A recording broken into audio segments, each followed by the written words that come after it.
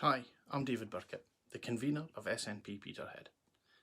Yesterday was the 6th of June, and it was the anniversary of the D-Day landings, when many of our forebears charged the beaches of Normandy to free Europe from the oppression of the Nazi regime. It's also Pride Month for the whole of June. Throughout June, Peterhead SNP will be displaying the rainbow cloutie on our social media profiles and marking Pride in other ways. And it's absolutely fair to say that without the heroic efforts and sacrifice of so many during World War II, that we would not be free to do so. You might think it would be difficult to link war and pride, but today I'm going to talk about someone who, in my view, should have a national holiday named after him.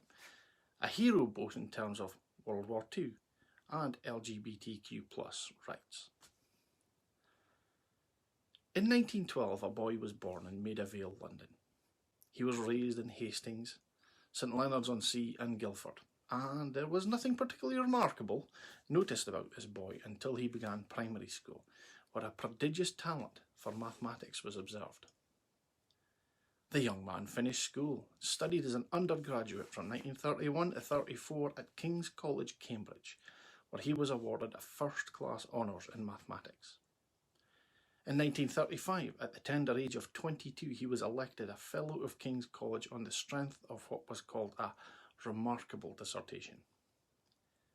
Continuing his education, he went to the USA, to Princeton University, where in 1938 he obtained his PhD from their mathematics department.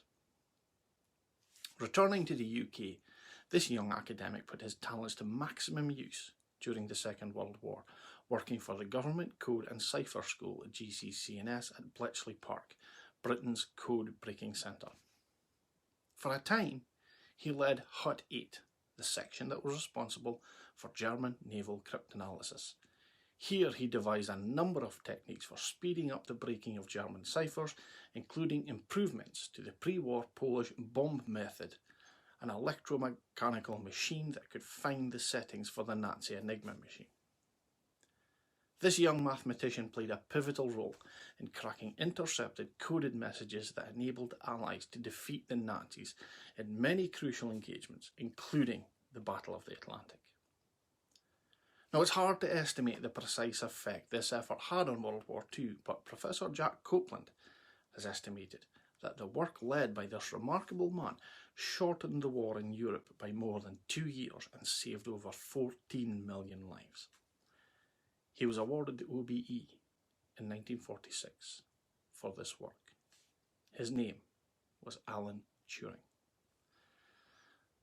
As if this wasn't accomplishment enough for one lifetime, after the war, Turing worked at the National Physical Laboratory, where he designed the automatic computing engine, one of the first designs for a stored program computer, a forerunner of a machine that went on to become the personal computer, or as we all call it, the PC.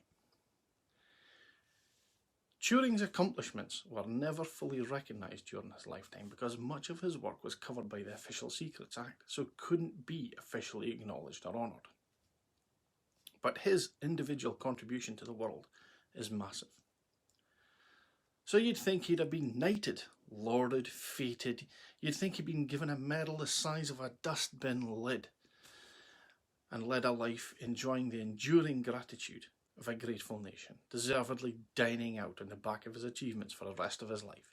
And if there was any justice in the world, he would have. But Alan Turing had a secret. Alan Turing was gay.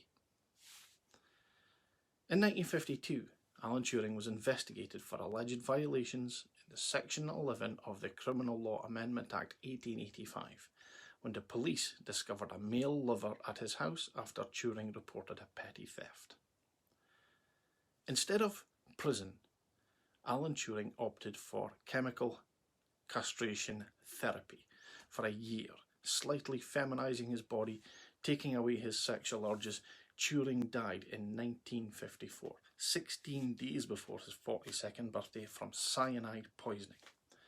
An inquest determined his death was a suicide. It's fair to say that in today's terms, Alan Turing was treated dreadfully. so the posthumous pardon for the offence of gross indecency in 2013 was a belated, if welcome, development. And the later Police and Crime Act 2017 being informally named Turing's Law, which has led to thousands of historic gross indecency convictions being overturned with apologies by Prime Ministers and First Ministers across the UK, is a fitting tribute. Alan Turing's very existence made this country safer, and his contribution afterwards is immeasurable. His treatment at the hands of 1950s justice was appalling by today's standards. But the campaign for his pardon that then led to Turing's Law brought at least some peace to thousands of gay men wrongfully convicted. Alan Turing was a force for good, and this was a fitting legacy. Now, quite often people remind us that without the bravery of the 10,000 Allied soldiers lost during the D-Day landings, and then of course the tens of thousands lost in all other subsequent engagements, that we could all be speaking German. And they do have a point. We owe them a massive debt of gratitude. And while there are many heroic stories from World War II, it's hard to imagine anyone with a larger individual impact than Alan Turing.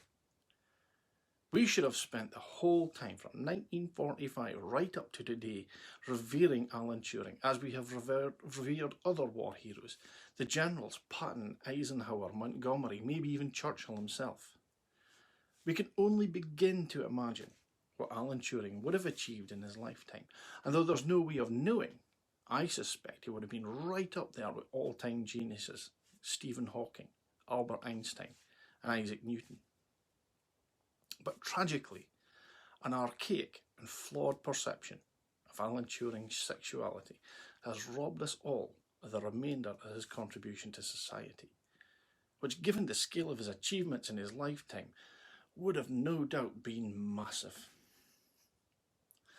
But perhaps more importantly, it also robbed Alan Turing of the freedom and opportunity to live his life as he chose to live it, to love who he chose to love, and to be himself.